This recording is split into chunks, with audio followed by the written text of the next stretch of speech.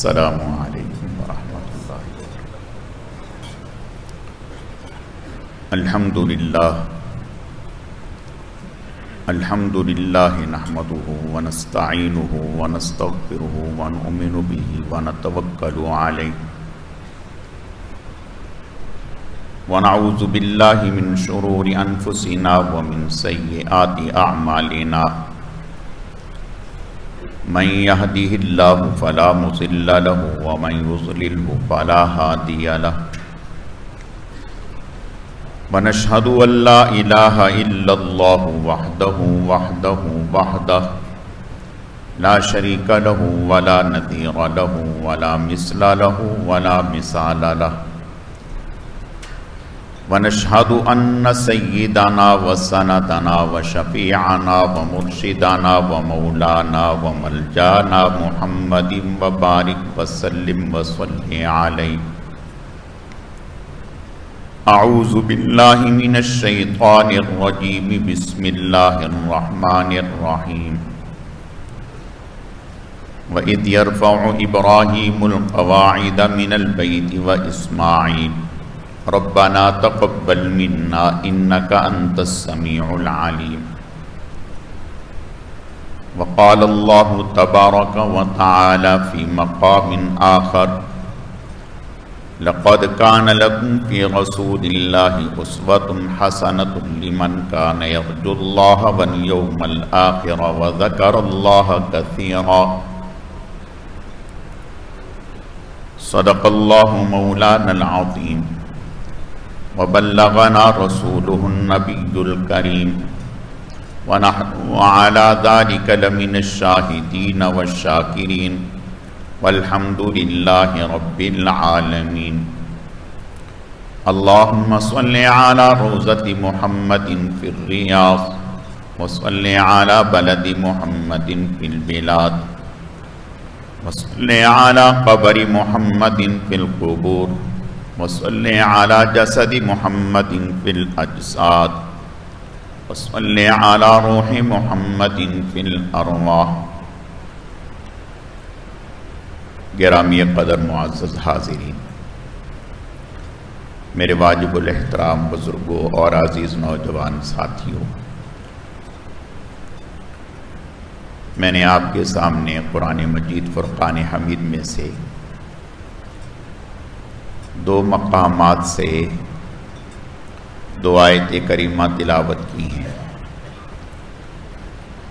رب ذوالجلال سے دعا ہے کہ وہ ذات بزرگ و برتر مجھے اس کی روشنی میں صحیح صحیح کہنے کی اور سمجھانے کی توفیق عطا فرمائے. پھر اللہ رب العزت کی ذات اس مختصر وقت میں جو کچھ کہا سنا جائے، اس کہنے سننے کو محض اپنی رضا کے لیے اپنی بارگاہ میں قبول و منظور فرمائے. ہم سب کی نجات اور ہدایت کا، مغفرت کا ذریعہ اور سبب بنائے. میری آج کی مختصر گزارشات کا موضوع اور عنوان رمضان کے بعد ہماری زندگی کیسی گزرنی چاہیے، یہ عنوان ہے. اسی سے متعلق چند باتیں عرض کرنی ہیں. اللہ رب العزت صحیح صحیح کہنے کی، سمجھانے کی، سمجھنے کی، عمل کرنے کی توفیق عطا فرمائے.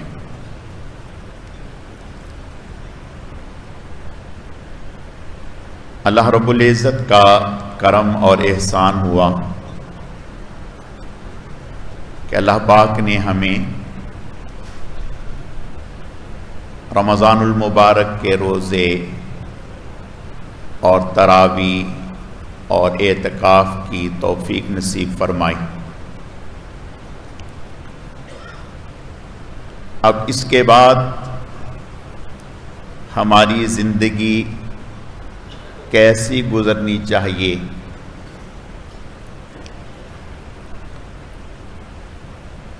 جب کوئی عمل اللہ کے ہاں محبوب اور مقبول ہوتا ہے تو پھر رب ذوالجلال اس عمل میں برکتیں پیدا فرما دیتے ہیں. اور قرآن پاک میں عمل کی قبولیت کے لیے مختلف مقامات پر مختلف انبیاء کرام کی دعاؤں کا تذکرہ ہے۔ ابراہیم علیہ الصلاۃ والتسلیم اور حضرت اسماعیل علیہ الصلاۃ والتسلیم جب بیت اللہ کی تعمیر فرما رہے تھے تو یہ درخواست کر رہے تھے، ربنا تقبل منا انک انت السمیع العلیم، اے ہمارے رب آپ اسے قبول کر لیجیے۔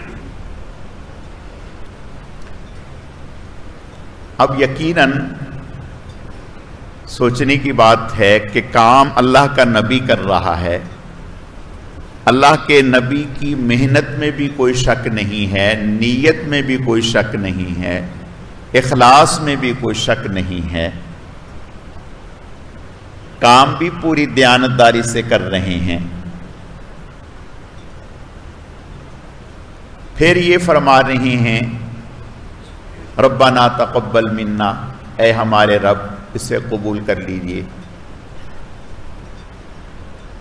یہ ہمیں اس بات کی تعلیم دی جا رہی ہے، محنت اپنی جگہ، نیت اپنی جگہ، عمل اپنی جگہ، پھر بھی وہ قادر مطلق ہے، دل چاہے قبول کرے، دل چاہے قبول نہ کرے۔ اس نے اگر قبول کر لیا تو اس کا بڑا انعام اور احسان ہے۔ تو اللہ کے نبی بھی ہاتھ جوڑ کے یہ فرما رہے ہیں، ربنا تقبل منا انک انت السمیع العلیم، اے ہمارے رب آپ قبول کر لیجیے۔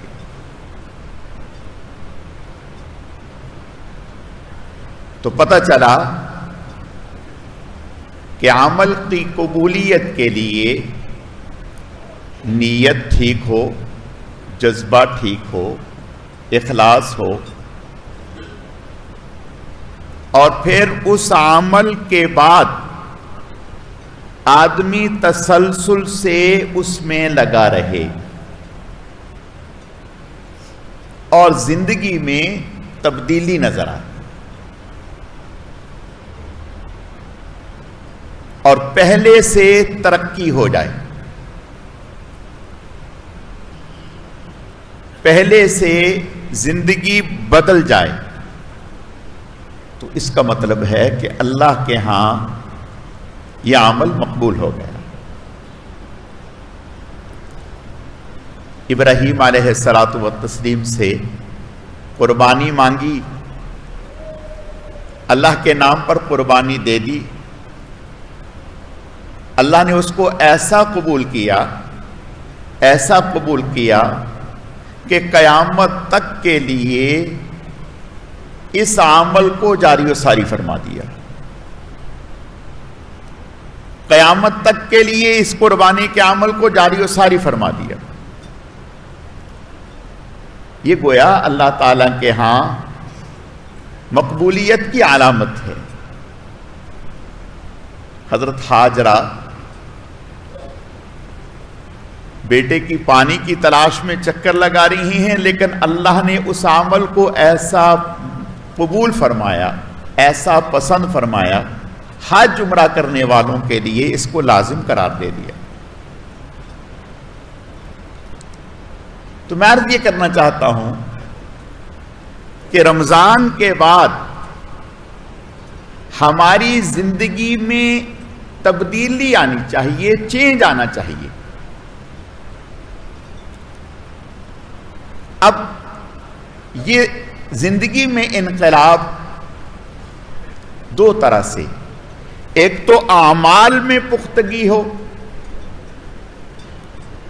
اور دوسرا گناہوں سے اجتناب ہو۔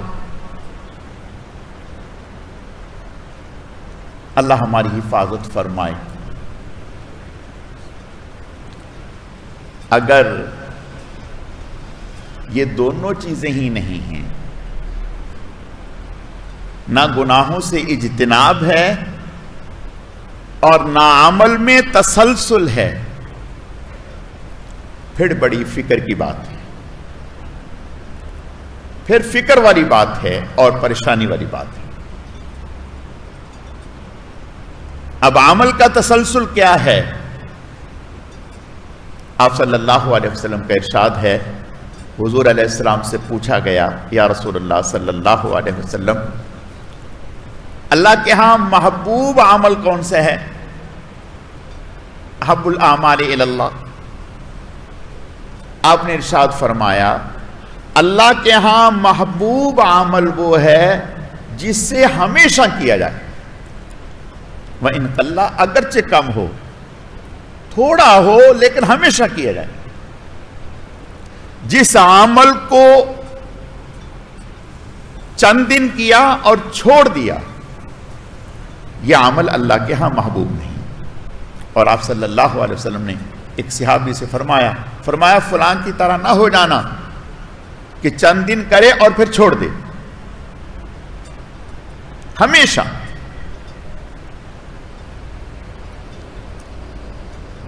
صحابہ اکرام رضوان اللہ علیہ، حضور علیہ السلام، آپ نے امت کو تعلیم دی کہ 5 نمازیں پڑھیں۔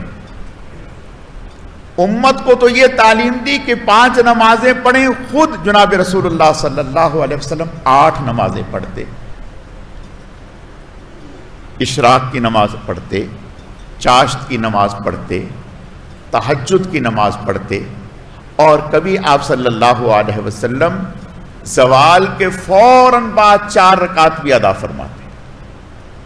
فرماتے کہ جب زوال ہوتا ہے تو اس کے بعد آسمان کے دروازے کھلتے ہیں، تو میرا دل چاہتا ہے کہ آسمان کے دروازے کھلنے کے بعد سب سے پہلے میرا عمل اللہ کی بارگاہ میں جائے۔ تو امت کو 5 کا حکم دیا اور خود 8 پڑھ رہے ہیں۔ اور آپ صلی اللہ علیہ وسلم، حضرت عائشہ صدیقہ رضی اللہ تعالی عنہا سے حضور صلی اللہ علیہ وسلم کے عمل کے بارے میں پوچھا گیا تو فرمانے لگیں، آپ صلی اللہ علیہ وسلم جس عمل کو بھی شروع کرتے ہمیشہ کرتے۔ حدیث شریف میں آتا ہے، آپ صلی اللہ علیہ وسلم نے منع فرمایا کہ عصر کے بعد نفل نماز نہیں ہے، عصر کے بعد نفل نماز نہیں ہے۔ تو آپ صلی اللہ علیہ وسلم کی زوجہ محترمہ حضرت ام سلمہ رضی اللہ تعالی عنہا نے دیکھا کہ آپ صلی اللہ علیہ وسلم عصر کے بعد 2 رکعت ادا کی۔ یا رسول اللہ صلی اللہ علیہ وسلم، آپ نے تو ہمیں منع فرمایا ہے کہ عصر کے بعد نفل نماز نہ ادا کریں، اور آپ خود پڑھ رہے ہیں۔ آپ نے ارشاد فرمایا، میرے پاس ظہر کے فرضوں کے فوراً بعد کچھ لوگ ملنے والے آ گئے تھے، ان کے ساتھ بات چیت میں ایسی مصروفیت ہوئی کہ ظہر کے بعد کی 2 سنتیں نہ پڑھ سکا۔ میں نے ان کو چھوڑنا مناسب نہیں سمجھا، اس لیے میں نے ان کو عصر کے بعد ادا کر لیا، حالانکہ وہ تو سنتیں ہیں۔ لیکن آپ صلی اللہ علیہ وسلم ہمیں تعلیم دے رہے ہیں کہ جس عمل کو شروع کیا جائے اس کو اہتمام کے ساتھ۔ حضرت مولانا عاشق الہی صاحب بلند شہری رحمت اللہ علیہ دارالعلوم کراچی میں آج سے 15-20 سال، یہ اس سے بھی زیادہ، استاذ الحدیث تھے، پھر ہجرت کر کے مدینہ منورہ تشریف لے گئے۔ تو فرمانے لگے کہ ایک دفعہ حضرت مولانا خلیل احمد سہارنپوری رحمت اللہ علیہ، ان کے ساتھ میں کسی سفر میں تھا، فرمانے لگے ہماری گاڑی خاصی لیٹ ہو گئی، رات کو دیر سے پہنچی، تو آگے کسی گاؤں میں جانا تھا، تو جو ہمارا میزبان تھا اس نے ہمیں لیا. اب راستہ آگے لمبا تھا گاؤں میں جانے کا، تو وہیں اسٹیشن سے تھوڑا آگے چل کر ایک سرائے میں جہاں مہمان ٹھہرتے ہیں، ایک سرائے میں اس نے ہمیں ٹھہرا دیا. اور وہاں کوئی روشنی کا انتظام نہیں، کچھ نہیں، اور نہ کوئی خاطر خواہ سونے کا انتظام ہے، اندھیرا. تو وہ میزبان ہمارا باہر سے بہت کوشش کے بعد ایک چراغ لایا، اور وہ ایسا تھا کہ اپنا منہ خود ہی دیکھتا تھا، بہت ہی ہلکی روشنی. اور اس نے تھوڑا بہت جو اس سے ہو سکا اس نے کھانے کا انتظام کیا. کہا کہ کھانا کھایا، بڑی مشکل سے کھانا پورا کیا، چراغ بند ہو گیا. اب میرے ذہن میں یہ کہ بھئی ایسے میں اور اس ذوف میں، بڑھاپے میں اتنا لمبا سفر کر کے آئے ہیں، تو حضرت کہاں صبح اٹھیں گے؟ تو کہتے ہیں کہ صبح میری آنکھ کھلی تہجد کے وقت میں، تو میں نے دیکھا کہ حضرت اپنی جہاں لیٹے ہوئے تھے وہاں نہیں تھے. تو مجھے فکر ہوئی، میں نے باہر نکل کے دیکھا تو تھوڑے فاصلے پر ایک مسجد تھی کچی. تو حضرت اس مسجد میں ایک طرف کونے میں کھڑے ہو کر کے گریہ و زاری کے ساتھ تہجد ادا کر رہے تھے اور قرآن کی تلاوت کر رہے تھے. حضرت مولانا عاشق الہی صاحب فرماتے ہیں کہ مجھے شرم آئی، میں شرم سے ڈوب گیا کہ میں جوان ہٹا کٹا، اور سفر تو حضرت نے بھی کیا، میں نے بھی کیا، میں پڑا سو رہا ہوں، اور حضرت نے اس مشقت والے سفر میں جہاں کوئی روشنی کا بھی انتظام نہیں، اس موقع پر بھی اپنے تہجد کے عمل کو چھوڑا نہیں، اس کو پورا کیا. حضرت مولانا رشید احمد گنگوہی رحمۃ اللہ علیہ، حضرت حاجی امداد اللہ مہاجر مکی رحمۃ اللہ علیہ کی خدمت میں تشریف لے گئے. جب ان کی خدمت میں تشریف لے گئے تو حضرت نے حضرت مولانا رشید احمد گنگوہی رحمۃ اللہ علیہ کو ذکر تعلیم کیا، ذکر سکھایا، لا الہ الا اللہ کی تسبیح، الا اللہ کی تسبیح، یہ ذکر سکھایا. اور مولانا رشید احمد گنگوہی رحمۃ اللہ علیہ جب حضرت کی خدمت میں پہنچے تو 3 دن کی نیت سے پہنچے. 3 دن حضرت نے ذکر سکھایا تو فرمانے لگے کہ میرے پاس تو پڑھنے پڑھانے کی اتنی مصروفیت ہے کہ مجھ سے یہ کیسے ہو سکے گا، مجھ سے یہ کیسے ہو سکے گا. فرمانے لگے کہ سیکھ لیں، موقع مل جائے تو کر لیا کرنا. کہا ٹھیک ہے. تو حضرت حاجی امداد اللہ مہاجر مکی رحمۃ اللہ علیہ نے حضرت مولانا رشید احمد گنگوہی رحمۃ اللہ علیہ کا بستر اپنے ساتھ لگا لیا. صبح تہجد کے لیے اٹھے اور ذکر شروع کر دیا. ان سے نہیں کہا کہ آپ اٹھیں اور ذکر کریں. انہوں نے جب حضرت حاجی صاحب کو دیکھا کہ وہ اٹھے ہیں اور ذکر کر رہے ہیں اور ذوف میں ہیں، اور حضرت اس وقت نوعمر تھے، جوان تھے، تو یہ بھی اٹھے، ذکر شروع کر دیا. 2-3 دن حضرت کی خدمت میں رہے، اور پھر وہ ذکر جو شروع کیا 40 سال تک حیات رہے. جس دن انتقال ہوا اس دن بھی ذکر پورا کرنے کے بعد انتقال ہوا. ذکر پورا کرنے کے بعد انتقال ہوا. دارالعلوم دیوبند کا پروگرام تھا دستار بندی کا، اس میں تشریف لائے، لوگ ملنے ملانے میں لگ گئے. جب مسجد میں پہنچے تو جماعت شروع ہو گئی اور امام صاحب نے تلاوت شروع کر دی.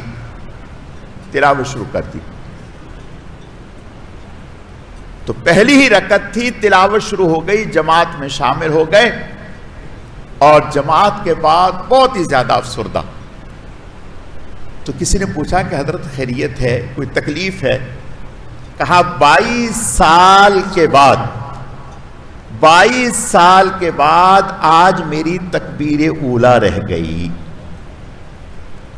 حالانکہ بڑے فقیہ تھے، جانتے تھے. علماء نے لکھا کہ اگر کوئی آدمی پہلی رکعت میں جب امام تلاوت شروع کر دے اس وقت بھی شامل ہو جائے پھر بھی اس کو تکبیر اولیٰ مل جاتی ہے، حتیٰ کہ رکوع میں بھی شامل ہو جائے پھر بھی تکبیر اولیٰ مل جاتی ہے. لیکن اولیٰ یہ ہے، افضلیت یہ ہے کہ جب امام اللہ اکبر کہے اس وقت شامل ہو. تو فرمایا 22 سال کے بعد آج میری تکبیر اولیٰ رہ گئی. میرے عزیزو، میں صرف یہ بات اس لیے عرض کی ہے کہ یہ بھی تو اسی معاشرے کے فرد تھے جس معاشرے میں ہم رہ رہے ہیں، جو زندگی ہم گزار رہے ہیں، اسی معاشرے کے یہ فرد تھے. ایک محنت کی اللہ نے یہ مقام عطا کیا. تو آج میرے عزیزو میری درخواست ہے، ایک تو رمضان المبارک کے بعد ہم سب اس بات کا پختہ عزم کر لیں کہ انشاءاللہ اللہ کے فضل و کرم سے جیسے رمضان المبارک میں ہماری کوئی نماز جماعت سے نہیں رہتی تھی، ہم تمام نمازیں جماعت سے ادا کرتے تھے، اسی طرح ہم عید کے بعد بھی اب آگے آنے والے پورے سال میں 5 نمازیں جماعت سے اور تکبیر اولیٰ سے ادا کریں گے. ایک تو یا عہد کر لیں کہ ہم نے ایسا کرنا ہے. دیکھیں، جب ہم نیت کر لیں گے، ارادہ کر لیں گے، اللہ تعالیٰ سے دعا مانگیں گے تو اللہ ہمت بھی دے دیں گے، توفیق بھی عطا کر دیں گے اور اللہ اپنی رحمت سے کروا بھی دیں گے. اور دوسرا میرے عزیزو، حضرت حکیم الامت مولانا اشرف علی صاحب تھانوی رحمت اللہ علیہ، ان کے خلیفہ حضرت مولانا مسیح اللہ خان صاحب وہ فرماتے ہیں کہ عام دنوں میں، عام رمضان میں نہیں، عام دنوں میں 24 گھنٹے میں 1 گھنٹہ پورا دعا کا ہر آدمی کا ہونا چاہیے. یعنی 24 گھنٹے میں 1 گھنٹے کی دعا، 15 منٹ ایک نماز میں، 10 منٹ ایک نماز میں، یا اور کسی وقت میں، یہ چاشت میں دعا کا تسلسل اور اہتمام اللہ تعالیٰ سے مانگنے کا. اور تیسری چیز قرآن پاک کی تلاوت، ایک طرف سے شروع کر کے. ایسا نہیں کہ بھئی جہاں سے کھل گیا، نہیں، الحمد سے شروع کریں، بھلے آدھا پارہ تلاوت کریں اور الحمد سے شروع کر کے روزانہ قرآن کی تلاوت کریں. اس سے دل کا زنگ میل صاف ہوگا، اللہ تعالیٰ آگے بڑھائیں. اور چوتھی چیز، لا الہ الا اللہ کی ایک تسبیح صبح اور ایک شام، استغفار کی ایک تسبیح صبح اور ایک شام، درود پاک کی 3 تسبیح 24 گھنٹے میں، یہ ہر آدمی اپنے عمل میں لائے. اور 5ویں چیز توبہ کا اہتمام. دیکھو، توبہ صرف گناہ پر نہیں ہوتی، نہیں، توبہ صرف گناہ پر نہیں ہوتی، بلکہ توبہ تو نیکی پر بھی ہوتی ہے. حضرت عبداللہ ابن مبارک رحمت اللہ علیہ جو حضرت امام بخاری رحمۃ اللہ علیہ کے استاذ تھے. امام بخاری کے جو استاذ ہوں گے ان کا مقام کیا ہوگا؟ 90,000 لوگوں نے ان سے حدیث پڑھی. 90,000 لوگوں نے ان سے حدیث پڑھی. بہت اونچا مقام تھا. جب آخری وقت آیا تو لوگوں سے کہا کہ مجھے بستر سے اٹھاؤ اور زمین پر لٹاؤ. کر دیا. اب زمین پر لٹایا تو اپنے رخسار زمین پر رکھ کر اللہ کی بارگاہ میں یہ التجا کرنے لگے کہ اے اللہ، عبداللہ ابن مبارک کے پاس نیکی تو کوئی نہیں، بس سفید بالوں کا لحاظ فرما کر عبداللہ ابن مبارک کی مغفرت کر دینا. دیکھو میرے عزیزو، روزانہ توبہ کا اہتمام کریں، بھلے 2 منٹ کی کریں. روزانہ 2 رکعت نماز نفل ہو جائیں تو بہت اچھا. 2 رکعت نماز نفل پڑھ کے توبہ کریں. یا اللہ، آج کے دن میں جتنے بھی مجھ سے گناہ ہوئے، آپ کی نافرمانیاں ہوئی، جس نوع کی بھی ہوئی، میں توبہ کرتا ہوں، معافی مانگتا ہوں، اپنی رحمت سے معاف کر دیجیے. 5 کام پابندی سے: نمازوں کا اہتمام، تلاوت کا اہتمام، ذکر کا اہتمام، توبہ کا اہتمام، درود شریف کا اہتمام. یہ 5 کام کریں. انشاءاللہ اللہ تعالیٰ کے فضل و کرم سے رمضان المبارک کی جو برکتیں، انوارات اللہ نے ہمیں نصیب فرمائے ہیں، ان میں اللہ ایسی برکتیں جاری فرما دیں گے کہ انشاءاللہ پورا سال آپ خود محسوس کریں گے کہ کس قدر اللہ پاک ہمیں ترقیات نصیب فرما رہے ہیں. اللہ تعالیٰ سمجھنے کی، عمل کرنے کی توفیق عطا فرمائے.